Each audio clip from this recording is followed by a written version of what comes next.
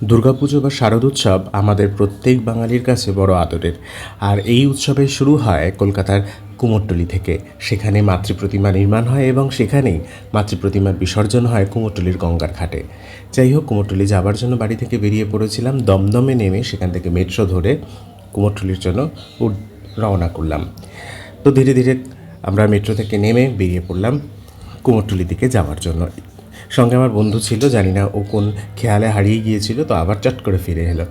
তো এই হলো কুমোরটুলির সেই বিখ্যাত লাল মন্দির। এর অনেক ইতিহাস রয়েছে, সে নিয়ে একদিন পরে আলোচনা করা যাবে। এবার আমরা বেরিয়ে পড়লাম লাল মন্দিরের সামনে যে রাস্তাটি রয়েছে সেই রাস্তাটি থেকে একদম সোজা গেলি কুমোরটুলি। এখানে ঢুকেই শ্রী গণেশ এবং বুদ্ধদেবের দর্শন হলো, খুব সুন্দর স্নিগ্ধ মূর্তি। এই দেখো না, রাস্তায় হাঁটতে হাঁটতেই অসংখ্য মাতৃমূর্তি এবং বিশ্বকর্মা পুজো যেহেতু আসছে, বিশ্বকর্মার দর্শন আমরা পেয়ে গেলাম। তারপরে ঢুকছি ধীরে ধীরে কুমোরটুলি পাড়ায়।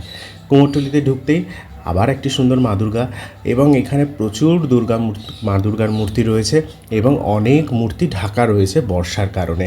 এই যে সুন্দর একটি মাতৃপ্রতিমা আমরা দেখতে পেলাম, এখানেও ছোট ছোট দুর্গা রয়েছে। এইগুলো পেরিয়ে আমরা আরও এগিয়ে গেলাম সামনের দিকে। তো সামনের দিকে রয়েছে মোহনবাসী রুদ্রপাল, যেটি খুব বিখ্যাত একজন শিল্পী। যিনি মোহনবাসী রুদ্রপালের এই যে প্রতিমা মা দুর্গা, এখানে একটি ছোট্ট মা দুর্গার দর্শন হলো, সঙ্গে মা কালীকেও আমরা দেখতে পেলাম। অসাধারণ না মূর্তিটা? তো উপরেও আরেকটি মূর্তি রয়েছে, এটিও খুবই সুন্দর। তারপর চারিদিকে বিশ্বকর্মা এবং মা দুর্গার অসংখ্য মূর্তি। এই বাঙালি মুখ আমার ভীষণ ভালো লাগে।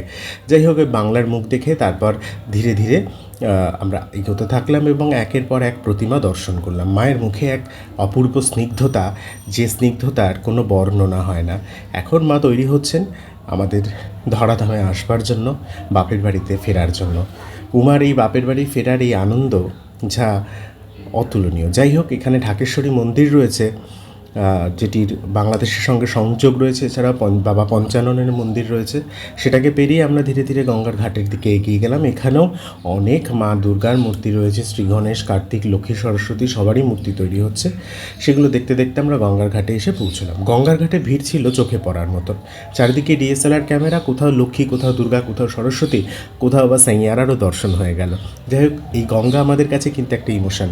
মন খারাপ, মন ভালো থাকা, প্রেম, ঝগড়া, বিরহ, শোক, দুঃখ সব কিছুর সঙ্গেই এই গঙ্গা নদী আমাদের সঙ্গে জড়িত। এখানে এসে একটি গোলা আমি খেয়ে নিলাম।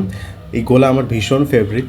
তো আমরা দুই বন্ধু মিলে গোলা খেলাম। তারপর আমরা আবার ধীরে ধীরে আশেপাশের যে প্রতিমাগুলি তৈরি হচ্ছিল সেগুলো দেখতে থাকলাম এবং দেখতে দেখতে ধীরে ধীরে কুমোরটুলি থেকে বাড়ির দিকে ফেরার জন্য রওনা দিলাম।